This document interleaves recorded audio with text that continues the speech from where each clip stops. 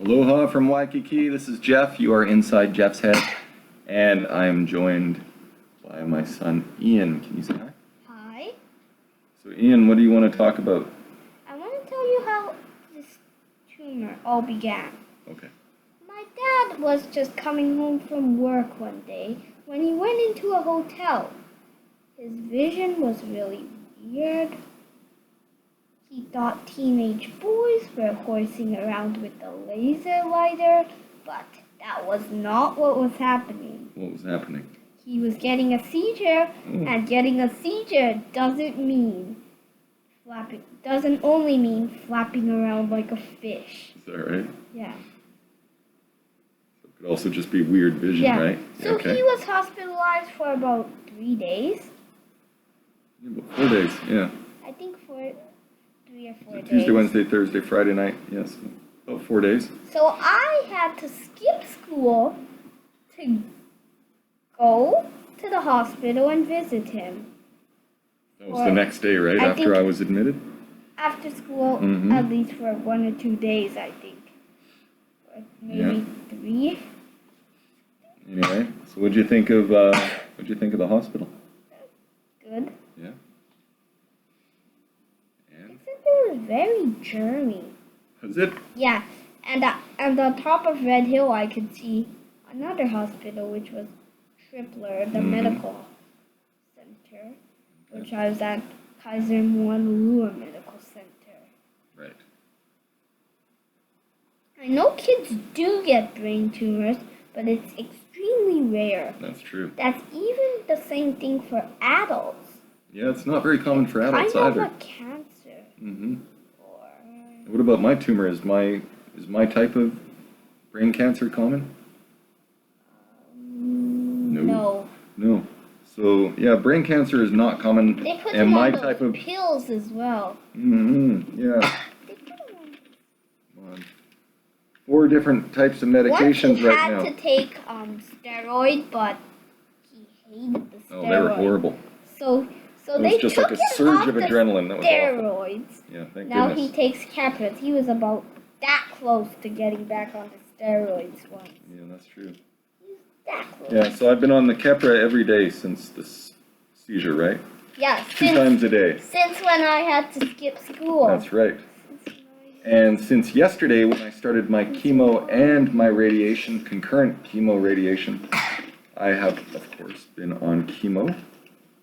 So this is my chemo. 2 different doses. I have to take one of each dose. And 1 hour before chemo, I have to take my Zofran, which is an anti-nausea medicine, so I don't puke everywhere, and that seems to be working so far. And I'm also supposed to take this thing called Bactrim, which is an antibiotic, and it helps to compensate for the fact that the chemo is basically going to depress my platelet count and red blood cell and white blood cell, and thus I will get sick more easily, blah, blah. Problem with this, though, is it's a photosensitizer, so I'm supposed to try to avoid sunlight, and we live in Honolulu. That's going to be tough. And the other fun thing with the chemo is nobody except me is supposed to touch this because it's super toxic. My wife, who is great with child, as the King James Bible would say, absolutely must not touch it. This little guy must not touch it.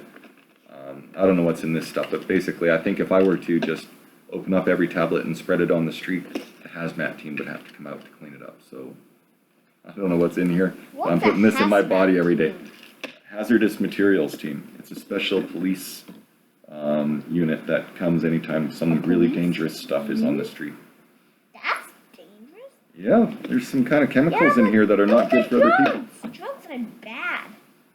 All Well, of them. not all of them. Some drugs help to save people's lives. So these drugs are good because they're going to help keep me alive. Crazy, eh? Yeah. Yeah. But yeah, some drugs are bad, like cocaine and meth. You don't want to touch What's those. meth and cocaine? Well, those are drugs some people do for fun, but they're really bad for you. Will it kill you?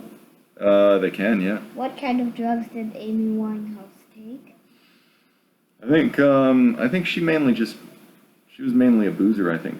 She probably smoked. Boozer? Maybe she did some cocaine, I don't know. But I think mainly she just drank.